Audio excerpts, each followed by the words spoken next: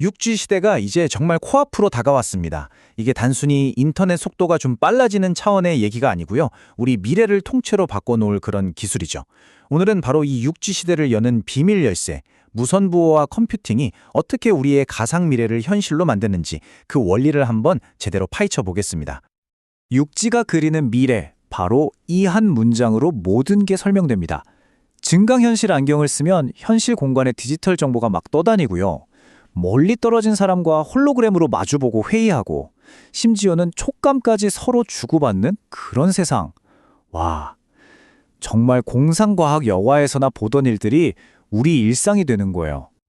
그런데 말이죠. 이렇게 꿈 같은 미래로 가는 길에 아주 거대한 장벽이 하나 딱 버티고 있습니다. 과연 그게 뭘까요? 문제는요, 바로 연산 능력입니다. 이런 미래 기술들을 지연 없이 실시간으로 구현하려면 지금과는 정말 비교도 안 될 만큼 막대한 양의 계산이 필요하거든요.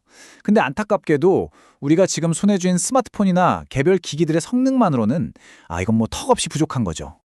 자, 그래서 과학자들이 정말 기가 막힌 아주 우아하면서도 강력한 해결책을 들고 나왔습니다. 그 이름은 바로 무선 부호화 컴퓨팅. 이게 대체 뭘까요?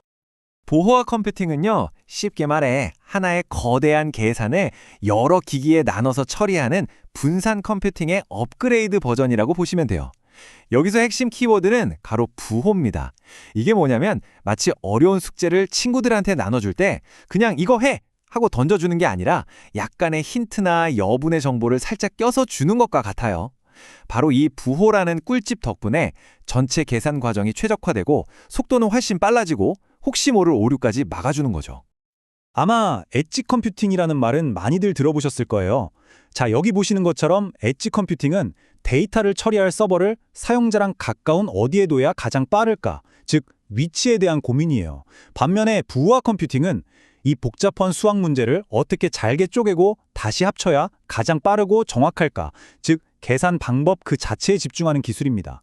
그러니까 근본적인 접근 방식이 완전히 다른 거죠. 자, 그럼 이 기술이 실제로 어떻게 쓰이는지 첫 번째 사례를 한번 들여다볼게요. 바로 대규모 인공지능의 발목을 잡는 스트래글러라는 고질적인 문제를 해결하는 방식입니다. 이 방식은 보통 마스터 워커 시스템이라고 불러요. 여기 그림처럼 중앙에 대장 역할을 하는 마스터가 있고요. 그 지시를 받아서 주변의 워커들이 실제 계산을 나눠서 수행하는 구조입니다. 주로 거대한 인공지능을 훈련시키거나 아주 복잡한 3D 그래픽을 렌더링하는 데 많이 사용되죠. 그런데 이 시스템에는 아주 치명적인 약점이 하나 있습니다. 바로 스트래글러. 우리말로 하면 느림보 작업자예요. 수백, 수천 개의 워커 중에서 단 하나, 여기 숫자처럼 딱 하나만 계산이 늦어져도 대장인 마스터는 그 느림보 하나를 기다리느라 전체 작업이 그냥 멈춰버려요. 와, 정말 비효율적이죠. 부호화 컴퓨팅은 이 문제를 정말 똑똑하게 해결합니다. 자, 1단계를 보시면 마스터는 처음부터 그냥 일을 주는 게 아니라 약간의 추가 정보가 담긴 부호화된 작업을 워커들에게 보내요. 그러다 2단계처럼 중간에 느림보가 생겨도 전혀 상관없습니다. 마지막 3단계를 보세요. 마스터는 그 느림보를 기다리지 않고요. 나머지 빠른 워커들에게서 받은 결과만 가지고도 전체 정답을 완벽하게 복원해낼 수 있는 거예요. 더 이상 느림보 하나 때문에 전체가 발목 잡힌 일이 없어지는 거죠. 자, 그런데 여기서 끝이 아닙니다. 현실은 더 복잡하거든요. 여기 그림처럼 실제 무선 환경에서는 통신 중에 잡음이 끼어들어서 데이터가 손상될 위험이 항상 있어요. 워커가 열심히 계산해서 보낸 결과값이 조금이라도 깨져버리면 최종 결과는 완전히 엉망이 되겠죠. 그래서 지금 연구의 최전선에서는 이런 잡음까지도 이겨낼 수 있는 훨씬 더 강력하고 똑똑한 부호화 기법들이 활발하게 개발되고 있습니다. 자, 이제 부호화 컴퓨팅의 두 번째 활약상을 만나보시죠. 이번에는 빅데이터 처리 과정에서 발생하는 어마어마한 데이터 병목 현상을 해결하는 이야기입니다. 이번에는 중앙에 대장 없이 워커들끼리 서로 으쌰으쌰 협력해서 일을 처리하는 방식인데요. 이게 어디에 쓰일까요? 아마 여러분이 매일, 아니 지금 이 순간에도 사용하고 있는 어떤 서비스의 심장부에서 바로 이 기술이 돌아가고 있을 겁니다. 네, 바로 구글이 개발한 대규모 데이터 처리 모델 맵리듀스입니다. 맵리듀스는 수많은 컴퓨터, 즉 워커들이 서로 협력하면서 방대한 데이터를 아주 효율적으로 처리하는 정말 강력한 방식이에요.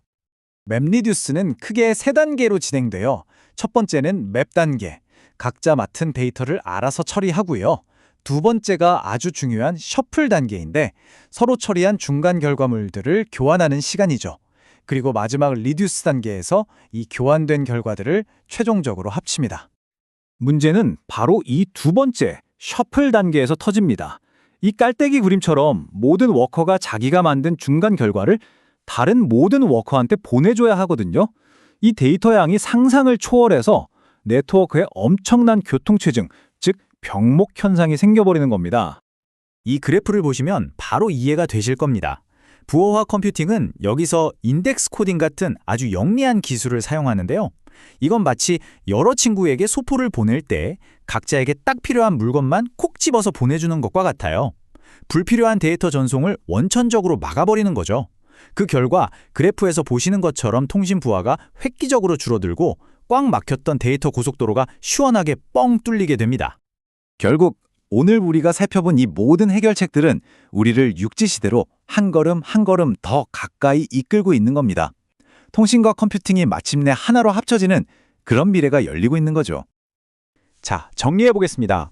부호화 컴퓨팅은요, 대규모 AI 연산의 속도를 가로막는 느림보 문제를 해결하고 빅데이터 처리의 교통체증을 해소하며 불안정한 무선 환경에서도 데이터의 정확성을 보장합니다.